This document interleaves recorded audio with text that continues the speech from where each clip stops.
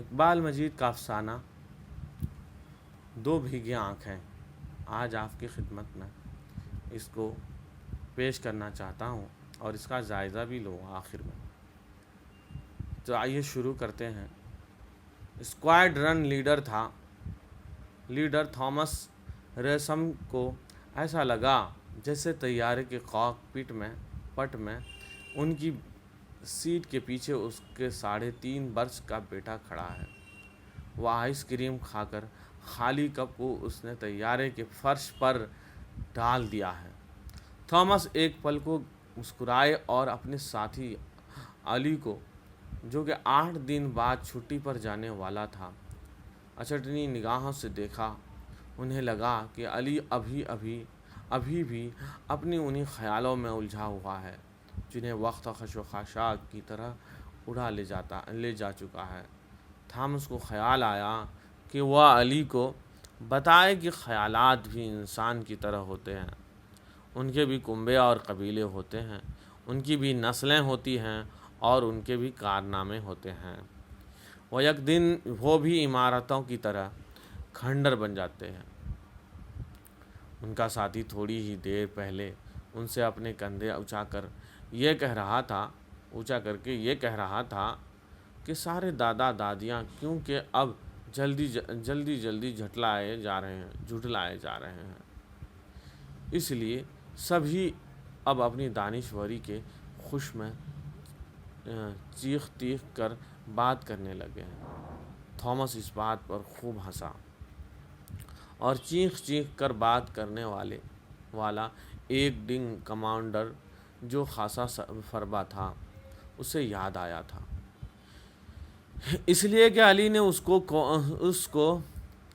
Squadron leader Thomas نے مزے لے کر یہ وضاحت بھی کی کہ چیخ کر بات کرنے والے بات میں زرد تو پیدا نہیں کر پاتے، ہاں چھاتی سے سانس جلدی چھوڑتے ہیں اور پھیپھڑے کی اس ورزش میں جلدی تھک جاتے ہیں، پھر یہ اس کا بلڈ پریشر ہائی ہو جاتا ہے یا لو ہو۔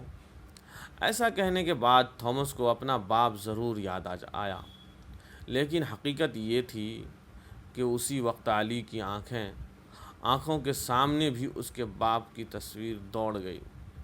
وہ جلدی چیونگم چبانے لگا۔ علی کا خیال تھا کہ وہ ان لوگوں کا بڑھا ہوا بلڈ پریشر ماحول میں آلودگی پیدا کرتا ہے اور دوسرے کے لیے پرتشدد ثابت ہوتا ہے۔ اسے ونگ کمانڈر کے ساتھ پھر وہی چیخ پکار یاد آتی جس سے اسٹاف میں بدمزاجی پیدا کر دیتی۔ علی کو اس بات پر غصہ تھا کہ آخر ایسے لوگ یہ کیوں نہیں جانتے کہ اپنے اعضاء کی کم روزی کے سبب وہ جن پر تشدد کرتے ہیں ان کے ذہن پر پہلے ہی سے دنیا کی کمزور اعصابی نے کتنی لڑائیوں کا بوجھ ڈال رکھا ہے اور انہیں کتنے کم وقت میں بے حد اہم فیصلے لینا پڑتے ہیں۔ کاش ان بوڑھوں کو حکومت نوجوانوں سے دور کسی آئسولیشن میں رکھ سکتے۔ تھامس جب تصفی اڑان سے کیمپ پر واپس آیا تو کمانڈ سے آئے نئے حکام اس کا انتظار کر رہے تھے۔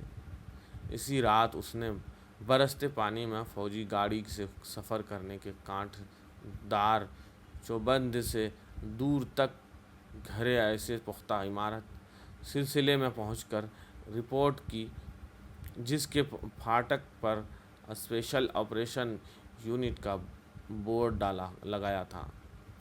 بارش کی دھند میں لان کے سبزے کے درمیان سرنگ کے بنے پتلے راستوں کے کنارے بالوں سے بھری آگ بجھانے والی بالٹیاں لٹک رہی تھیں۔ تھامس جب تشفی اڑان سے کیمپ پر واپس آیا تو کمانڈ سے آئے نئے حکام اس کا انتظار کر رہے تھے۔ اسی رات اس نے برستے پانی میں فوجی گاڑی سے سفر کر کے کانٹے دار جو بدی سے دور تک کھڑے اسے پختہ اماراتی سلسلے میں پہنچ کر رپورٹ کی، جس کے پھاٹک پر اسپیشل آپریشن یونٹ کا بورڈ لگا تھا۔ بارش کی دھند میں لان کے سبزے کے درمیان سرنگ کے بنے پتلے راستوں کے کنارے بالوں سے باریک آگ بجھانے والی لال بالٹیاں لٹک رہی تھیں۔ ان رشوں پر چلنے والے پراسرار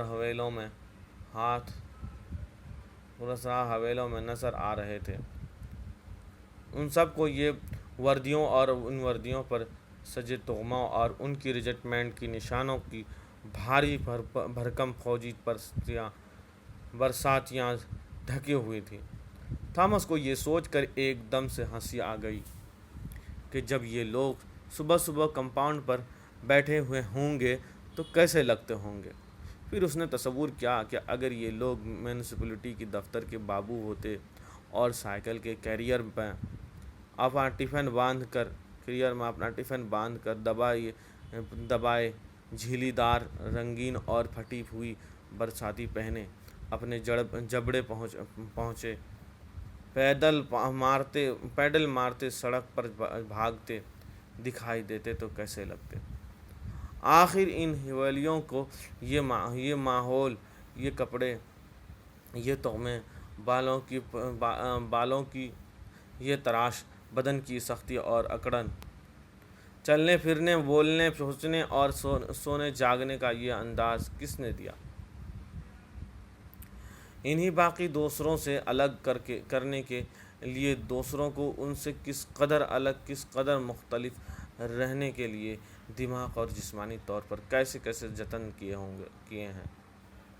اس کیمپ میں تھامس کو صبح ہی جس معلموں سے سابقہ پڑا تھا، ان میں سے کئی اپنی چھاتیوں پر تغمے سجائے سخت چیزوں والے لوگ تھے، جن کی آنکھیں نوکیلی تھیں مگر لہجے کسی حد تک ستائش اور باتیں وہ ٹوک تھی۔ اسکواڈرن لیڈر تھامس کو یہ دیکھ کر کچھ حیرت تھی کہ جن ساتھیوں کے پاس وہ آیا تھا ان میں اس کا 5واں ساتھی علی ٹیکٹیکل کمانڈ کے ونگ میں موجود نہ تھا۔ تھامس کو پھر اس معاملے میں مزید معلومات کرنے کا موقع ملا، کیونکہ ایئر کمانڈ سے بھیجا گیا آدمی انہیں پڑھانے کے لیے فوراً ہی ان کے سروں پر مشتمل ہو گیا تھا، اور اس نے گلاس میں قدم رکھتے ہی تختہ سیاہ پر امریکہ کے سابق سیکرٹری کاسپر ونگ ریگار کا مقولہ لکھ کر اپنی بات شروع کر دی تھی۔ جب کبھی بھی آپ کو جنگ لڑنا پڑے، اس بات کا امکان ضرور رکھنا چاہیے کہ آپ تمام وہ اسلحہ استعمال کر سکیں جو آپ کو میسر ہو۔ آج رات جب تھامس رینسم اپنے متفرق کی آواز کو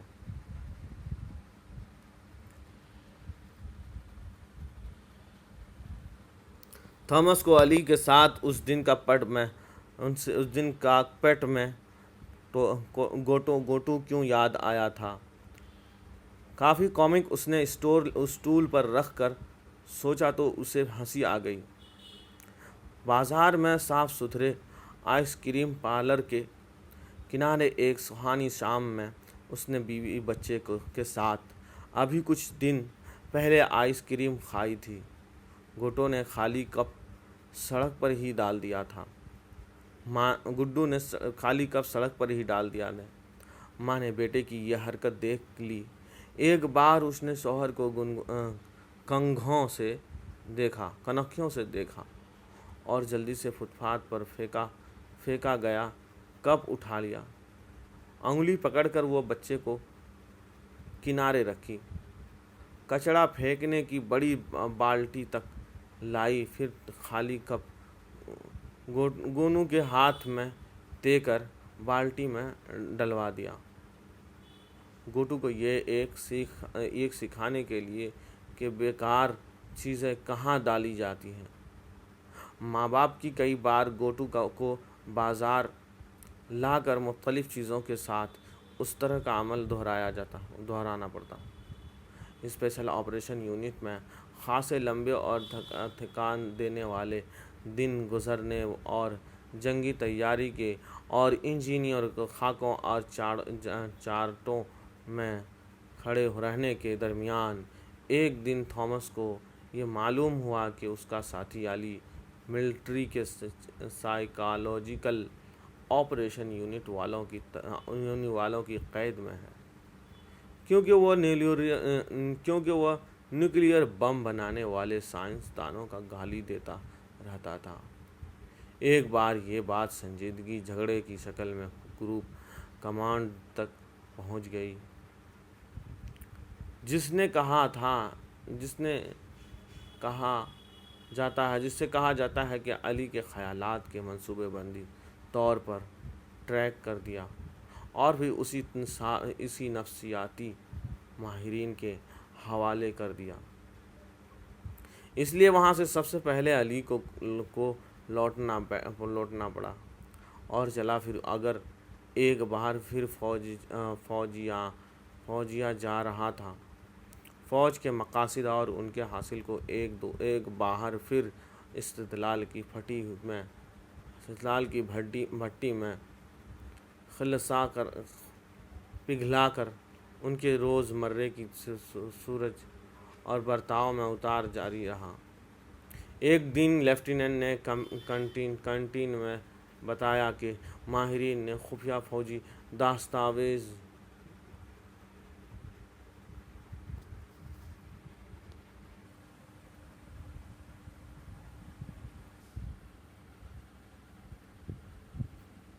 جب کبھی آپ جنگ لڑنا پڑے اس بات کا امکان ضرور رہتا ہے کہ آپ تمام اسلحہ استعمال کر سکیں جو آپ کو میسر ہے۔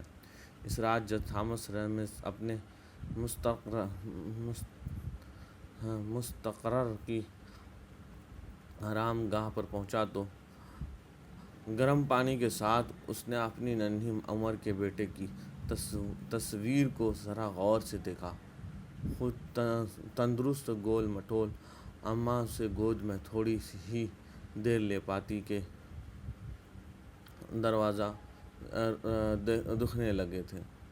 بازو دکھنے لگے۔ دادا اس کو موٹو کہنا چاہتے تھے مگر کوٹو کہہ کر پکارا۔ بس اسی دن سے وہ سب کی زبان پر کوٹو ہو گیا۔ تھامس کو علی کے ساتھ اس دن کا کاک پٹ میں گوٹو کے بات یاد آیا تھا۔ کافی کامک نے اسٹول پر رکھ کر سوچا تو اسے ہنسی آ گئی۔ بازار میں صاف ستھرے آئس کریم پارلر کے کنارے ایک سہانی شام میں اس نے بیوی بچے کے ساتھ ابھی کچھ ہی دن پہلے آئس کریم کھائی تھی۔ کوٹو نے خالی کپ سڑک پر پھینک دیا تھا۔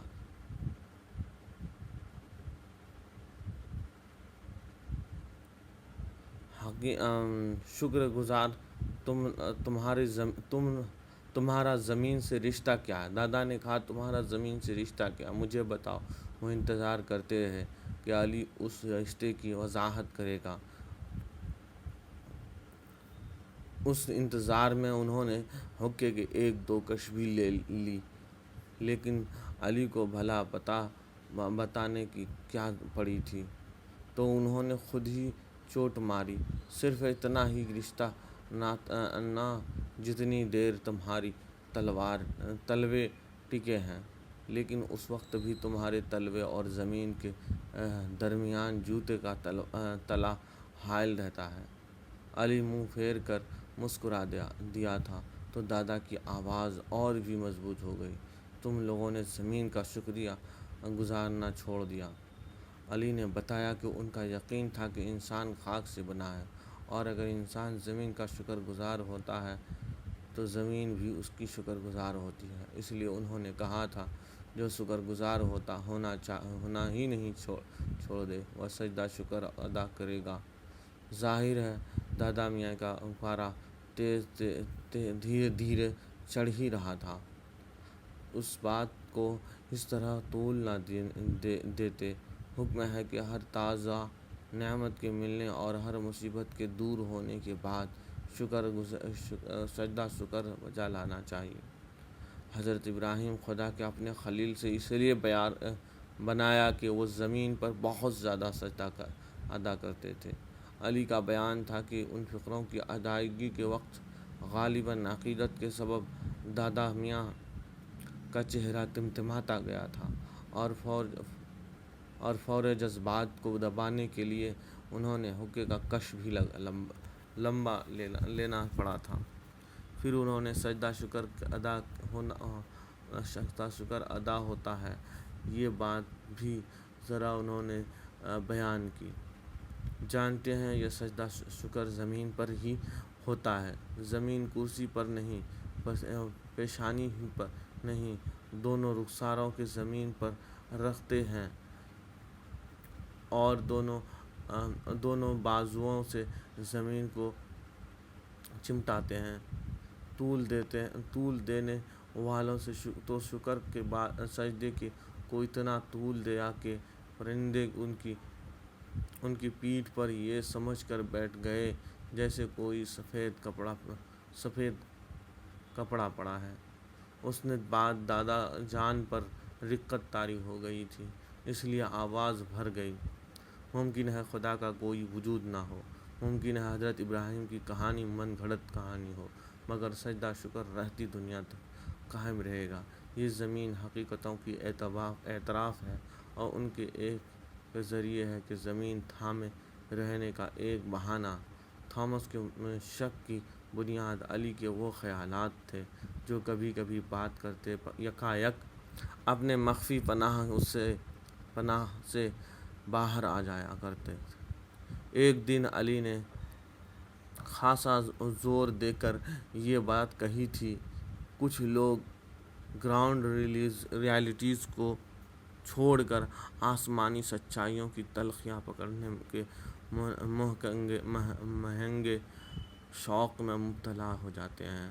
پھر علی نے بتایا کہ اسے زمین اچھی لگتی ہے جب وہ بمباری سے بچاؤ کی زمین میں تازہ کھودی گئی خندقوں میں چھپنے کی مشقیں کرتا تھا تو اس کی رینگتے ہوئے کیجوے ایسا لگتا تھا جیسے اسے کوئی بہت ہی حقیر چیز کی طرح نظر انداز کر کے بے نیازی کے ساتھ نکلے چلے جا رہے ہوں۔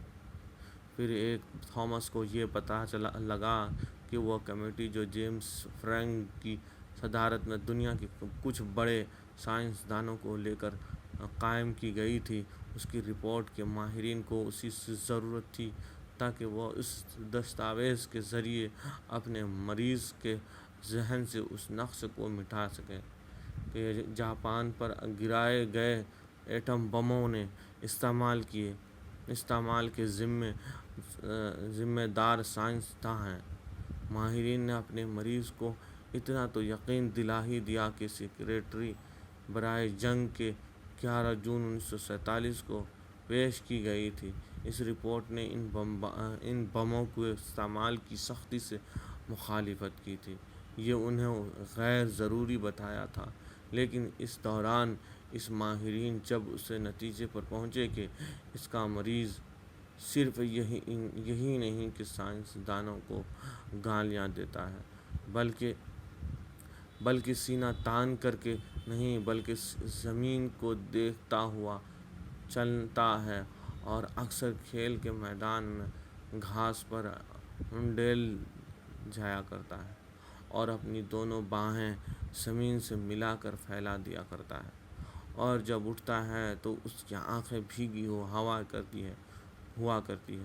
تو کچھ ماہرین کو اس میں دلچسپی پیدا ہوئی، یہاں تک کہ نفسیات کے ماہرین نے اس مریض کی فائل پر ریتھرنگ انتھنکیبل کی سرخ چپٹ چسپاں کر دی، کیونکہ بڑے چھان بین کے بعد اسپتال کا کہنا تھا کہ فوجی اخلاقیات کا کوئی بھی اصلاح اس طرح وضع نہ کرے جو پیاسی کے لاشعوری نظام کے خانچے میں پیوست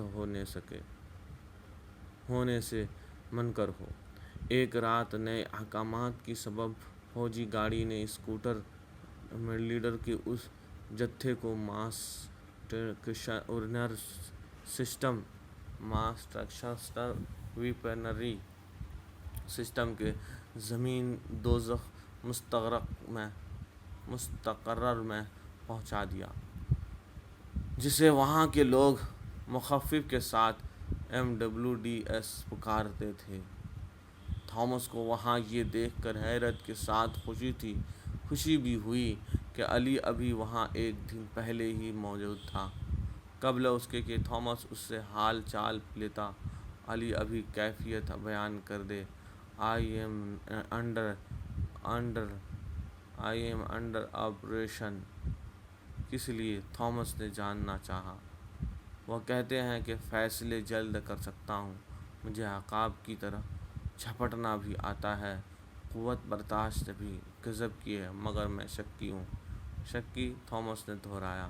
اس کا خیال ہے کہ مجھے سب کی طرح جیسا ہونا چاہیے ویسا نہیں ہوں۔ کیوں؟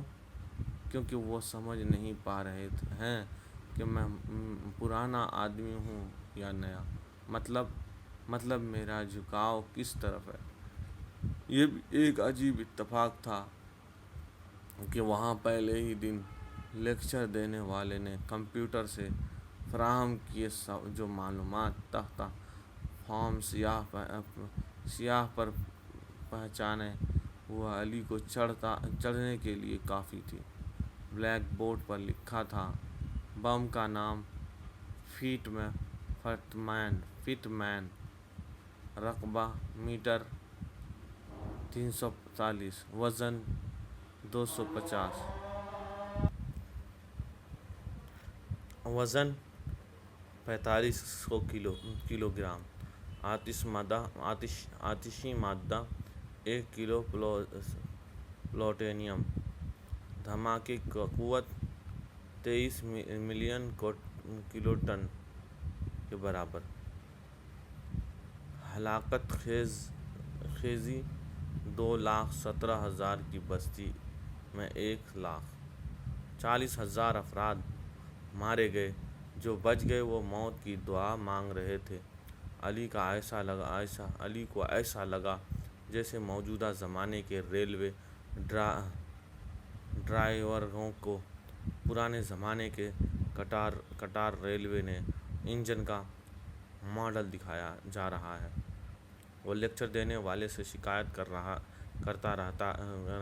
کرنا چاہتا تھا کہ 6 اگست 1945 کو استعمال کیے جانے والے بم پر اس کا وقت کیوں برباد کیا جا رہا تھا، مگر وہ صبر کا گھونٹ پی کر رہ گیا۔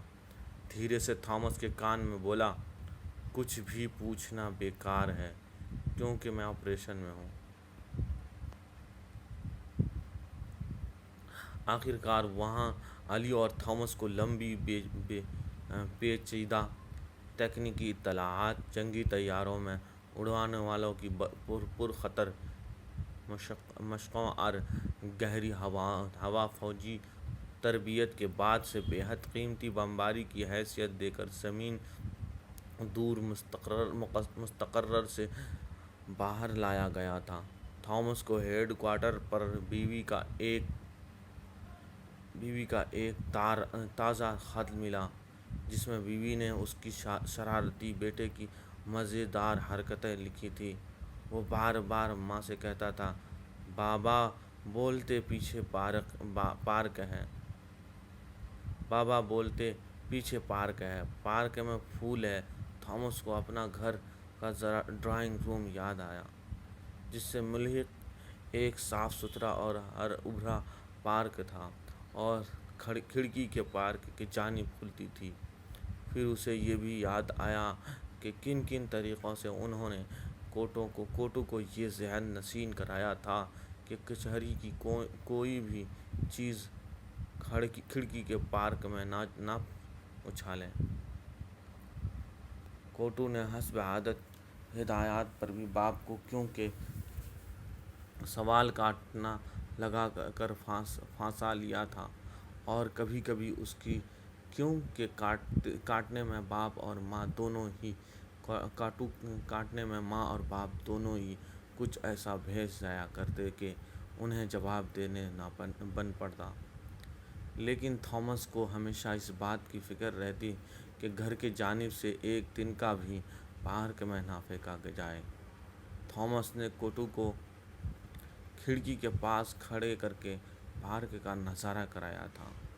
دیکھو پارک میں کتنی پیاری گھاس ہے۔ کوٹو نے غور سے ادھر ادھر دیکھا، اور دیکھو پودا میں کتنا اچھے پھول لگے ہیں۔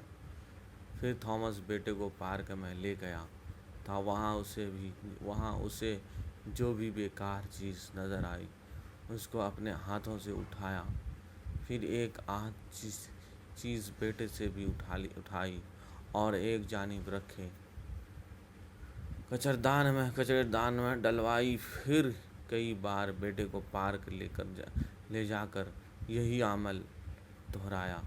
ایک بار جب تھامس کے مکان پر اس کی بہن اپنے بچوں کے ساتھ چند روز کے لیے مہمان آنے والی تھی تو تھامس نے ایک کاغذ پر یہ ہدایت لکھ کر کھڑکی پر لٹکا دی تھی کہ بچے پارک کی جانب کچرا نہ پھینکیں۔ دراصل اس پارک کو دیکھ ریکھ نجی طور پر اس کے ارد گرد رہنے والوں کے سپرد تھی، اور کھڑکی سے پارک میں پھینکی جانے والی چیز کی یہ نشاندہی ہونا دشوار تھا کہ وہ کس راستے سے وہاں تک پہنچے تھی۔ اس لیے تھامس نہیں چاہتا تھا کہ منظمین کی نگاہ اور اس کے گھر کے مکان وغیرہ مہذب قرار دیے جائیں۔ اپنی چھاتی پر نئے تخمے سجانے کے بعد کچھ عرصے تک تھامس اور علی ایک دوسرے سے تقریباً بچھڑ چکے تھے۔ بس ایک صبح کی کوہرا گھنا تھا۔ دونوں ایک دوسرے سے کچھ ہی دیر کے لیے ایک فوجی ہوائی اڈے پر ملے تھے۔ اس کے بعد پھر وقفہ گزر گیا، دونوں ایک دوسرے کی خبر نہ ملی۔ مگر ایک موقع پر جب تھامس کو پانی کے جہاز پر سے بمبار طیارہ اڑانے کی ایڈوانس مشق پر بھیجا گیا تھا تو تھامس کا یہ دیکھ کر خوشی ہوئی کہ وہ اسکواڈرن لیڈروں میں ایک علی بھی تھا۔ وہ اب پہلے سے زیادہ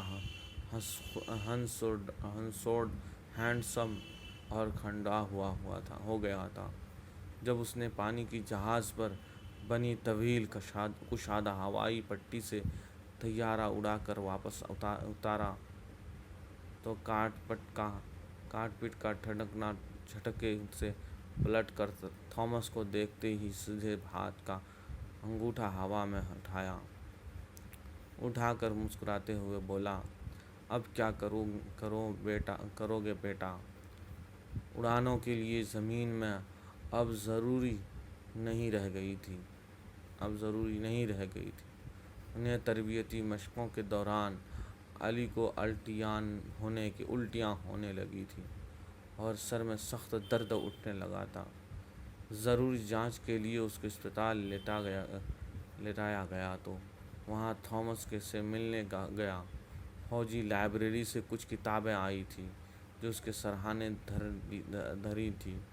ایک کتاب بھی آئرش قوم کے لطیفے جمع کیے گئے تھے، اور کسی میں بہادری اور سرفروشی کی مہمات تھیں۔ تب علی نے تھامس سے کہا تھا، کہیں ایسا تو نہیں کہ ہمارے لیے آسمان ہی سب کچھ رہ گیا ہے، زمین نہیں؟ اس لیے ہمارا شکر سجدہ آسمان کو دونوں رخسار سے چھوڑ کر اور دونوں پاؤں پر پھر کر ادا ہوگا۔ اسی ملاقات میں علی نے اس سے کہا تھا، جس دن سے تم نے مجھے یہ بتایا ہے کہ تم اپنے بچے کو گھر کی کھڑکی کی طرف سے پارک میں کچرا پھینکنے سے گریز کرنا سکھاتے ہو، اسی دن سے میں بڑے الجھن میں ہوں۔ پتہ نہیں یہ الجھن مجھے کیوں ہوتی ہے، باقی سب کیوں نہیں ہوتی۔ پھر وہی دھیرے سے بولا، ایک دن تمہارے بیٹے کی معلوم ہو ہی جائے گا۔ کیا؟ تھامس نے سوال کیا۔ یہی کہ اس کے باپ کی فوٹو اخباروں میں کیوں چھپ رہی ہے۔ اخباروں میں؟ اور دنیا کی زبان پر اس کا نام کیوں ہے؟ کیا بک رہے ہو؟ تھامس کی سمجھ میں علی کی بات نہیں آئی۔ ہر طرف یہی کہانی چھپ رہی ہوگی کہ تم غنیم کے اسپیشل سیکورٹی سسٹم کے نیٹ ورک کو توڑ کر کیسے اندر داخل ہوئے، اور فورٹ مین کے بھی باپ کو طیارے کے پٹ کی کھڑکی سے ہری بھری بستی کے اوپر پھینک آئے۔ تھامس یہ سن کر زور سے ہنسا اور بولا، ہم شکر کا سجدہ ہی ادا کریں گے۔ علی کچھ سنجیدہ ہو گیا۔ دو پل تھامس کو نظریں گاڑ کر دیکھتا رہا۔ بڑا عجیب سا تھا ان نکٹی بدھی نظروں کا۔ کچھ پرچھائیاں کھلی ہوئی تھیں ان کی نظروں میں۔ تھامس نے اسے پہلے علی کی آنکھوں پر نہ دیکھی تھی۔ میری ایک الجھن دور کر سکتے ہو؟ وہ پلک جھپکائے بغیر بولا۔ میں تھامس نے کلائی کی گھڑی دیکھ کر ہمکاری بھری۔ جب تمہارا بیٹا پوچھے گا کہ اس پارک میں تم تنکا تک پھینکنے سے روکتے تھے لیکن خود بستی میں کیا پھینک آئے تو کیا جواب دو گے؟ مجھے یقین ہے تمہارا بیٹا یہ سوال ضرور کرے گا۔ علی اب بستر سے اٹھ کر بیٹھ گیا تھا۔ تھامس نے اس کے کندھے پر ہاتھ رکھ کر اور ایک لمبی سانس لی۔ پھر کبھی تھامس نے کندھا تھپتھپایا۔ علی نے اس کا ہاتھ پکڑ لیا۔ مجھے ابھی جواب چاہیے۔ کیوں؟ میں آپریشن میں ہوں۔ یار آخر یہ آپریشن کا کیا چکر ہے؟ شاید انہیں شک ہے کہ میں نیکی کو طاقت سے الگ کر کے تو نہیں دیکھتا۔ خود تمہارا کیا خیال ہے؟ پوچھ کر ہنس پڑا۔ میرا خیال ہے علی ذرا رکا، پھر منہ پھیر کر بڑبڑایا جیسے وہ تھامس سے نہیں کسی اور سے مخاطب ہو۔ مجھے یہ شک ہونے لگا ہے کہ خندقیں آسمان جیسی نہیں ہوتی، ورنہ ہم انہیں پناہ لیے کیوں کھودتے ہیں؟ اس جواب پر تھامس علی کو کچھ دیر ٹکٹکی باندھ کر گھورتا رہا۔ اسے علی کے چہرے پر اوپری لو دیتے چراغ کی ایک عجیب سی جھپٹی ہوئی روشنی دکھائی دی۔ ایسی چمک تھامس نے کبھی اس کے چہرے پر نہ دیکھی تھی۔ وہ اسی روشنی کو مانند پڑھنے نہیں دیکھنا چاہتا تھا، مگر وہ بھی اچھی طرح جانتا تھا کہ اب سب کچھ پہلے جیسا انسان کی زندگی میں اتنا پیچیدہ نہیں رہ گیا۔ لڑائیاں سیدھی موت اور زندگی کی ہو رہی ہے۔ اس لیے وہ آہستہ سے بولا، سب سے پہلے سوال تو زندہ رہ جانے کا اٹھاتا ہے۔ ہاں، علی مسکرایا۔ میں بھی یہی سوچتا ہوں۔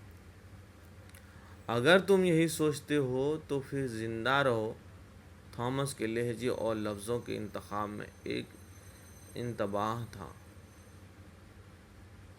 جس میں چھپے طنز کو علی نے آسانی سے پہچان لیا۔ دراصل تھامس اپنے غصے کو دبا کر یہ کہنا چاہ رہا تھا کہ جس طرح سب زندہ ہیں علی بھی زندہ رہے، لیکن علی نے اسے غالباً ایک بار پھر خلاف توقع جواب دیا۔ میں ان کے آخری احکام کی ادائیگی تک زندہ رہوں گا۔ تھامس ایک لمحہ تو چپ رہا، پھر بولا، آخری حکم تو یہی ہوگا کہ جاؤ اور فلاں پارک میں کھڑکی کے راستے کچرا پھینک آؤ۔ جانتا ہوں۔ علی نے ایک لمبی سانس لی۔ میں نے بھی اب کچھ سوچ لیا ہے۔ کیا سوچ لیا ہے؟ یہ میرا اپنا میٹر ہے، سیکرٹ ہے۔ علی زور سے ہنس کر بولا، تمہیں بتاؤں گا۔ تھامس اس کے کاندھے پر ہاتھ مار کر چلا گیا۔ علی نے اپنے پلنگ سے ذرا فاصلے پر سبز پردوں سے گھرے عارضی کیبن میں ڈیوٹی پر آئے نرس کو مریضوں سے فرصت پا کر ہمیشہ کی طرح پھر کسی کتاب میں محو پایا۔ کچھ دیر بعد نرس کو وارڈ کی روشنیاں گل کر دینا تھی۔ علی نے اس کی جانب بستر پر کروٹ لی۔ وہ معمولی نقشے کی تھی، 30-20 برس کی خاتون تھی۔ اس کے چہرے کی رنگ پر سلونا پن تو تھا، مگر دکھ کی ایک پرچھائی تو بھی تھی، شاید دل کی گہرائی میں پلنے والی کسی جانے انجانے دکھ کی پراسرار پرچھائیاں۔ علی نے اسے چھیڑا، آپ کیا پڑھ رہی ہیں؟ نرس نے چونک کر علی کی طرف دیکھا، پھر مسکرائی، وہی جو نرسوں کی پڑھنا چاہیے۔ پھر اس نے ٹھنڈی سانس لی۔ وسلا واشموبرکا کی پوئم، جسے نوبل ایوارڈ ملا تھا۔ آپ نظمیں پڑھتی ہیں؟ علی نے حیرت سے سوال کیا۔ میرا باپ تمل میں شاعری کرتا تھا۔ یہ کہہ کر وہ پاس آ گئی۔ ایک نظم سناؤں؟ وہ مسکرا کر کتاب سے پڑھنے لگی۔ خدا سوچ رہا تھا آخر کار آدمی اچھا اور طاقتور دونوں ہے۔ اچھا اور طاقتور ابھی بھی دو الگ الگ آدمی ہیں۔ ہم کیسے رہیں؟ کسی نے مجھ سے خط میں پوچھا۔ میں بھی اس سے پوچھنا چاہتی تھی یہی سوال، بار بار، ہمیشہ کی طرح، جیسا کہ تم نے دیکھا۔ سب سے مشکل سوال سب سے سیدھے ہوتے ہیں۔ مریض کے سونے کا وقت ہو گیا تھا، اس لیے نرس نے اپنی بھیگی آنکھیں چھپاتے ہوئے جلدی سے روشنائی گل کر دی، مگر اندھیرا ہو جانے کے بعد بھی علی نے نرس سے پھر یہ جاننا چاہا کہ کیا وہ نظمیں پڑھ کر آنکھیں بھی بھگو دیتی ہیں۔ وہ جواب کو ٹالنا چاہ رہی تھی، مگر علی کی سنجیدگی سے تکرار کے سبب اس نے اقرار کرتے ہوئے کچھ اداسی لہجے میں یہ بھی بتایا کہ ایسے علاقے سے آئی ہے جہاں سمندر ہے، تیز ہواؤں میں پھیلی ہوئی بھوک ہے، اور جہاں لڑکیاں جوان ہوتے ہی ناچار۔ دور دراز کے علاقوں میں نئی تعمیر کی بنائی گئی ہیں، خندقوں میں جسمانی اور جنسی مزدوروں پر لگائی دی جاتی ہیں۔ اس رات علی نے پھر فوج اور استقبال کے بستر پر وہی خواب دیکھا جو ایک آدھ بار مختلف شکلوں میں پہلے بھی دیکھ چکا تھا۔ وہ بمبار طیارے کے ذریعے کسی پارک پر کچرا گرانے کے لیے جھپٹ تو رہا ہے، مگر کچرا اگر اگر طیارے کو آسمان کی بلندیوں کی طرف نہیں واپس لا رہا ہے بلکہ اپنے پاس زمین پر ہی گرانے دے رہا ہے۔ علی کو خوشی ہوئی کہ اس کا فوجی راز اس کے خوابوں میں محفوظ تھا، مگر اس خواب میں دھندلی سی ایک چیز اور بھی شامل تھی، بادلوں کے پیچھے سے جھانکتی دو بھیگی ہوئی آنکھیں۔